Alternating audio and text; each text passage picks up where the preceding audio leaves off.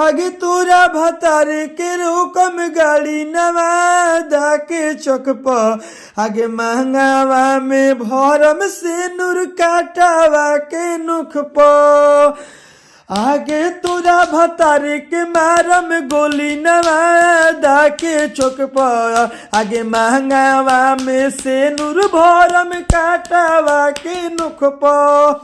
का हाल है सिंगर भाई लोग, ठीक है?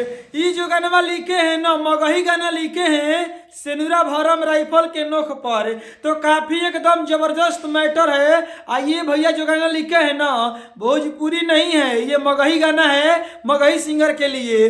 काफी कमेंट आ रहा था कि भैया मगही गाना लिखिए, तो अब देखते हैं कि मगही का व्यूज हमारे चैनल पर कितना आता है। चलिए विशेष कुछ नहीं बोलेंगे, हम ये जो गाना लिखे हैं, आप सिंगर हैं तो आप इस गाने को गाइए, रिकॉर्डिंग करवाइए। बिल्कुल हम ये गाना फ्री में लिखे हैं, तो चलिए ये फ्री वाला गाना है, पूरा वीडियो को फुल देखिए। गाना को स्टार्ट कर रहे हैं, लेकिन आपसे एक हाथ जोड़ के रिक्वेस्ट है, ठंडी में इतना देर से हम वीडियो बना रहे हैं, मेहनत कर रहे हैं, कम से कम लाइक कर दीजिए, सब्सक्राइब कर दीजिए चैनल को। चलिए अब हम गाना को स्टार्ट करते हैं, पूरा वीडियो को फुल देखिए, स्क्रीन पर देखिए, लेट्स गो। चलिए दोस्तों, ये मुखड़ा है, हम मुखड़ा को गा रहे हैं। कर बिना हमसे शादी आके हम करबो विवादी हे गे, हाँ हाँ कर बिना हमसे शादी आके हम करबो विवादी लफुआ बोलाइम हम दारू के झुक पर,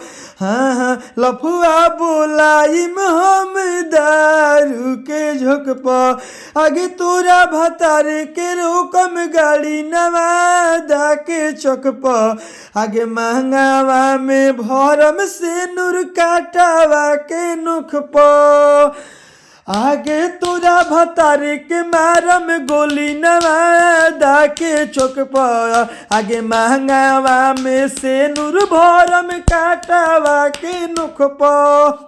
चलिए दोस्तों, ये पहिलिका अंतरा है, हम पहिलिका अंतरा को गा रहे हैं। लगी दूर पूजाया के करबो विवादी गे, जिए न देबो जिंदगी तोहके आजादी गे, हाँ हाँ लगी दूर पूजाया के करबो विवादी गे, जिए न देबो जिंदगी तोहके आजादी गे, आगे जाके हम करम पलानी गाया के बोलक पर आगे तोरा भतार के मारम गोली नवादा के चौक पर आगे महंगावा में भरम से नूर काटवा के नुख पर आवो आगे तोरा भतारे के मरबो गोली नवादा के चौक पर आगे महंगावा में भरम से नूर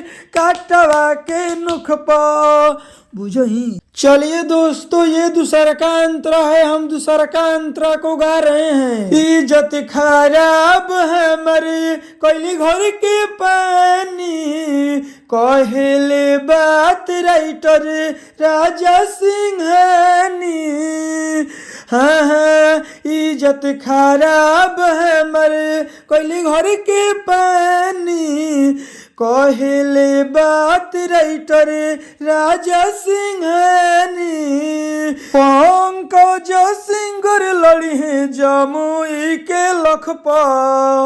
दोस्तों, जहां पंकज सिंगर लिखा हुआ है तो फाइनली पंकज भाई ने कमेंट बॉक्स में कमेंट किए थे कि राजा भैया गाना में मेरा नाम डालिएगा पंकज।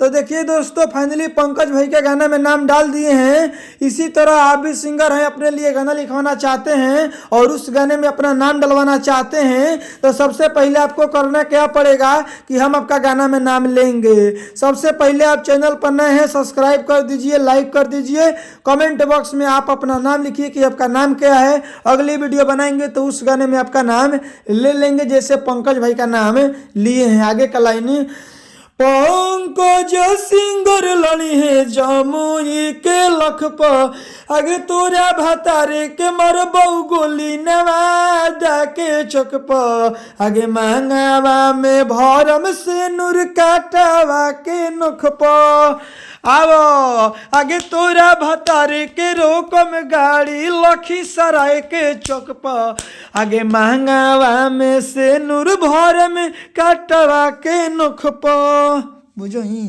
चलिए गाना समाप्त हो गया है और मेरा बतिया को ध्यान से सुन लीजिए।